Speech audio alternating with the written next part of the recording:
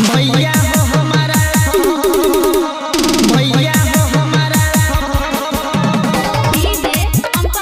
भैया हो हमारा।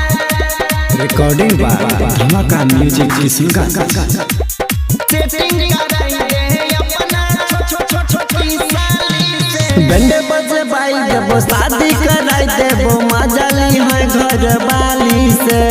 बैंड बजे बाई देबो शादी कराई देबो मजाली है घर वाली से। भैया हो हमारा सेटिंग कराई दे अपना छोटी साली से। भैया हो हमारा सेटिंग कराई दे अपना छोटी साली से। बैंड बजे बाई देबो शादी रचाई देबो मजाली है घर वाली से। बैंड बजे बाई देबो शादी रचाई देबो मजाली है घर वाली से। भैया हो हमारा सेटिंग कराई दे अपना छोटी साली से। भैया हो हमारा सेटिंग कराई दे अपना छोटी साली से। भैया हो हमारा सेटिंग कराई दे अपना छोटी साली से।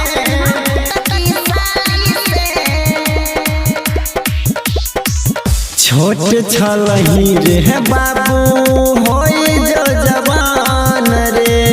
पढ़ै लिखै पह बाबू दही तो ध्यान रे। बहुते पढ़ लिख लेलिए, इतना छोटा नहीं छिए नाक से पिए वाला दूध हो। बहुते पढ़लो लिखलो भेला हमारा लूर बोध हो। छिनल चाहै छी खीर पूरी हमरा परोसल थाली से।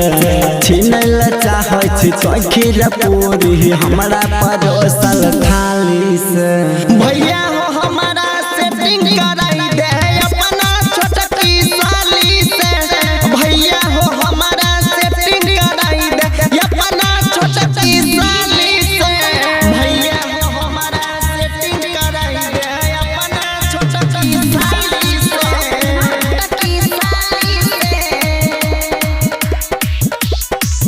कहवा में भेल रे छौरा ओकरा से भेट रे। आना दरती घुसली खाली देखली पिछला गेट रे।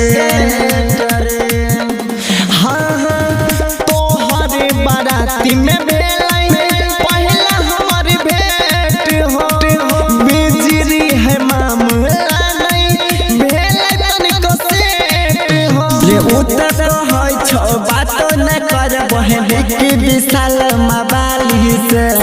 उतर कहै छौ बातो न करबो कुछो कनेक्शन मवाली से। कहनो करी के सेटिंग लगई हो अपना छोटी साली से।